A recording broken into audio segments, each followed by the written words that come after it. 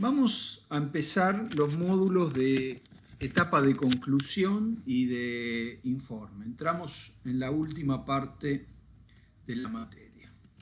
Entonces, nosotros habíamos empezado con el proceso de la auditoría y habíamos visto que teníamos una primera etapa de planificación estratégica y planificación detallada, donde habíamos definido, ¿sí?, las cuentas significativas. ¿Se acuerdan? Las cuentas que eran materiales pero no eran significativas, o sea que tenían mucho importe pero no tenían, digamos, el riesgo de auditoría, de no identificar errores potenciales, era bajo. Y después teníamos las cuentas donde íbamos a aplicar algunas cositas, ¿tá?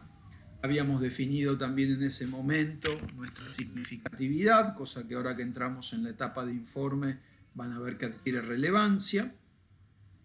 Habíamos definido también, digamos, lo que llamamos la materialidad de desempeño, es decir, los tamaños de muestra con lo que íbamos a trabajar. Y habíamos definido también el límite para proponer asientos de ajuste.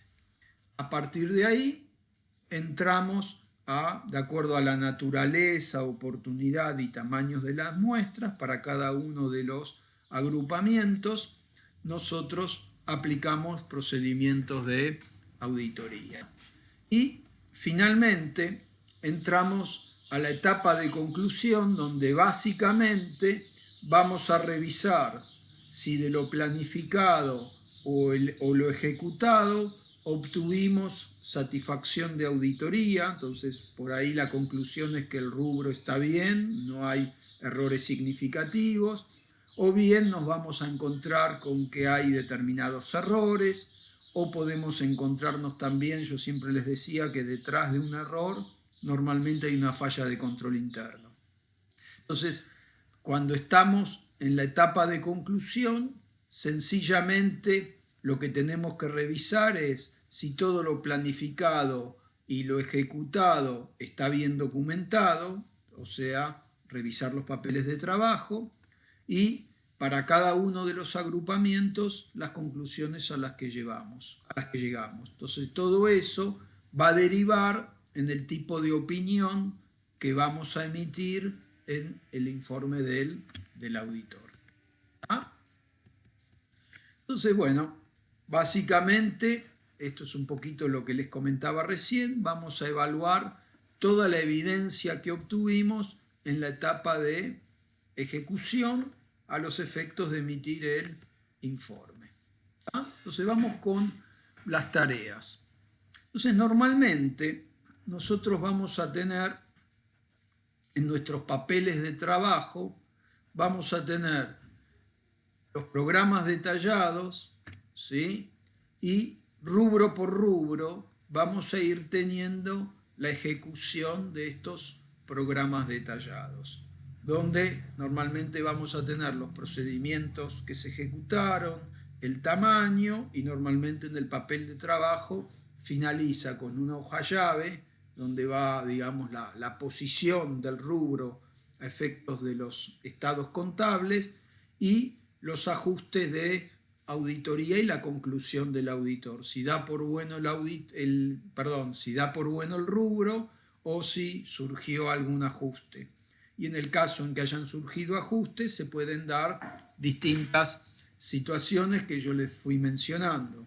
Es decir, uno le puede proponer el ajuste si el desvío es poco material o está por debajo de lo que habíamos mencionado como el umbral para proponer asientos de ajustes, uno no propone nada y da por bueno el rubro. Ahora, si el error identificado está por arriba de lo que nosotros habíamos definido en la etapa de planificación como umbral para proponer asientos de ajustes, estamos obligados a proponer el asiento de ajuste. Entonces, si la compañía lo toma, listo, damos por bueno el rubro, pero por ahí el ajuste supera el umbral, pero la compañía decide no hacer el ajuste. Con lo cual nosotros vamos a ir viendo que metodológicamente, ahora cuando entremos a ver la carta con manifestaciones de la gerencia, eso va a requerir por parte nuestra que pongamos un punto específico en la carta. ¿Tá? Entonces, en cada papel vamos a tener las conclusiones y es decir que básicamente el firmante, cuando son estudios grandes que tienen equipos, normalmente, digamos, cada uno tiene ahí un colorcito en lo que sería el programa de tareas que está, digamos, con computadora, donde se van subiendo los papeles de trabajo, y la idea es que se revisan las firmas, ¿tá? O sea que está el que lo ejecutó, el que lo supervisó, ¿sí? Y se van viendo todas las conclusiones. A partir de ahí viene, digamos, propiamente lo que serían los hechos posteriores al cierre, ¿tá? Donde uno hace preguntas a la compañía, revisa las actas de asamblea y de directorio posteriores, consulta con la compañía a ver si se sucedieron nuevos hechos posteriores, revisa nuevos contratos si los hay, revisa recuperabilidad de los activos. O sea, supongamos que yo tuve durante los hechos posteriores se vino una devaluación tremenda de la moneda. Si yo tengo activos, digamos, pasivos importantes en moneda extranjera que no están cubiertos, no tengo un derivado como cobertura o no tengo activos en moneda extranjera que me cubran de esos pasivos, por ahí puedo llegar a tener cuestiones de recuperabilidad o de empresa en marcha, que vamos a ir viendo, que tenemos que identificar los efectos del informe. Entonces, todo eso es lo que nosotros tratamos de revisar en hechos posteriores al cierre. Algunos ya vimos, como el test de pasivos omitidos o verificar la evolución posterior de las cuentas por cobrar, pero de lo que se trata es de, digamos, ver las entradas salidas de dinero o ver los subdiarios de la compañía en las transacciones más importantes. A partir de ahí tenemos dos cuestiones bien prototípicas de la etapa de conclusión, que es, una es la obtención de la carta de representación o de manifestaciones de la gerencia, que vamos a entrar a considerar de forma específica en unas diapositivas un poquito más adelante, y la otra es la carta de abogados. Ambas dos las tenemos que obtener con una fecha lo más cercana posible, casi pegados a la fecha de emisión del informe profesional. ¿Tá? Bien. Después, yo les mencionaba recién que, digamos, uno en el recorrido de los rubros, ¿sí?, de los papeles de trabajo, va a ir encontrando, va a ir, digamos, de alguna manera capturando las conclusiones en relación a los principales rubros. Entonces, en los casos en que hayan surgido ajustes, yo les comentaba recién digamos, los tres caminitos que habría, o el ajuste fue poco material y no requirió, digamos, ni siquiera se propuso, o sea, no pasaba el umbral, no se le propuso a la compañía, es decir, se dio por bueno, o pasó el umbral para proponer ajustes, metodológicamente tenemos que proponerlo, ¿sí? O si pasó el umbral y la compañía no lo corrige, ahí tenemos dos situaciones. Si no supera, ¿sí?, el umbral de la materialidad, una cosa es el umbral para proponer asientos de ajustes y otra cosa es la significatividad que definimos y otra cosa es la materialidad de desempeño, que es con la que trabajamos los tamaños de muestras. ¿Tá? Entonces, en este caso, la significatividad que vamos a utilizar es la significatividad a secas. ¿Tá? Entonces, puede ser, si yo tengo un ajuste propuesto, la compañía no lo quiere asentar, no lo quiere registrar y supera la significatividad, eso va a tener consecuencias en mi informe profesional. En cambio, si el ajuste propuesto supera el umbral, pero no llega a superar el umbral de la significatividad propiamente dicha, en ese caso va a la carta de manifestaciones de la gerencia. Entonces, necesitamos confeccionar una planilla resumen con los ajustes que vamos a ver que normalmente se integra como un anexo en la carta de manifestaciones de la gerencia. ¿Se acuerdan cuando vimos procedimientos de auditoría que, digamos, para proponer una nota de humor, yo les decía que si tuviera que llevarme una isla, un procedimiento de auditoría a una isla desierta, yo me llevaría la revisión analítica, porque lo que se trata en una auditoría es que no pase un elefante. ¿Me explico? Se nos pueden pasar cosas menores, pero como trabajamos con significatividad, lo que se trata es que no pasen errores groseros. Entonces, así como en la planificación arrancamos con revisión analítica para ver, bueno, de acuerdo a este negocio, cuáles rubros serían los más importantes, dónde hay más probabilidad de que haya errores, dónde tenemos más dificultades, ¿sí?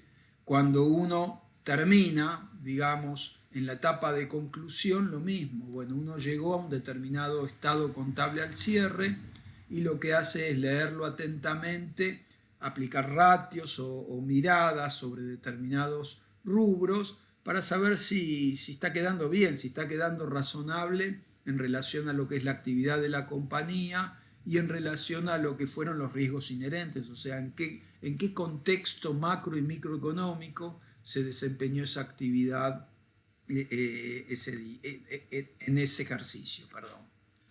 La otra cosa importante es lo que se conoce como estado de libros rubricados. Entonces, todos los libros societarios, una de las últimas cosas que se hacen, esto normalmente se lo derivan al junior y es un error.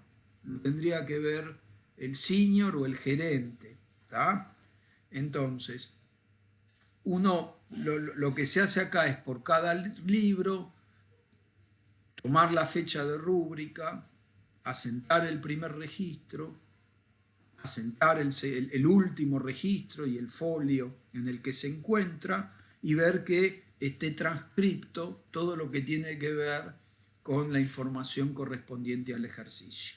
¿Tá? Entonces, justamente tenemos que llevar adelante este estado de libros rubricados porque en el informe breve, que es el que vamos a estar trabajando, hay un párrafo específico donde se especifica si los registros, si los estados contables fueron llevados de acuerdo, digamos, de conformidad con la ley y surgen de libros rubricados. ¿Tá?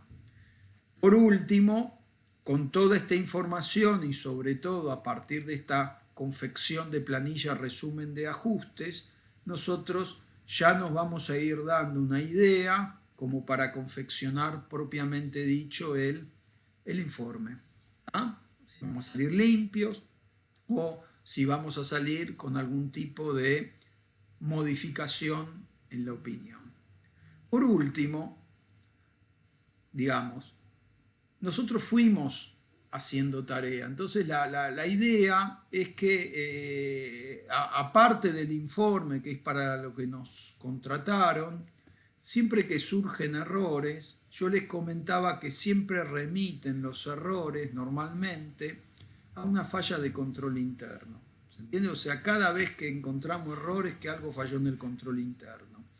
Con lo cual, como un valor agregado de la auditoría, normalmente, cuando se terminó el partido, uno se sienta y emite una carta de recomendaciones a la gerencia o una carta de control interno donde propone, digamos, en función de los errores que detectó, las mejoras que se debería hacer para que esos errores no se repitan.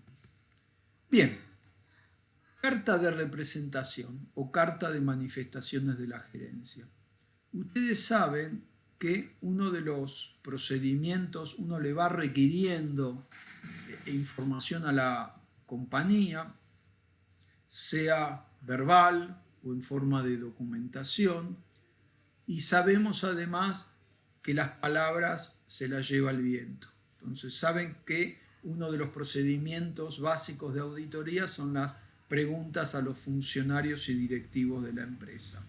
Entonces, cuando estamos terminando, para que nadie, digamos, se desdiga, digamos, la función de la carta de gerencia, digamos, acá está subrayado que no existen interpretaciones inadecuadas, pero lo cual está bien. Pero más que eso, la carta con manifestaciones a la gerencia tiene que ver donde en todas las cuestiones, digamos, más importantes, la idea es que la gerencia, lo que nos dijo verbalmente o la información que nos suministró, la tiene que convalidar por escrito.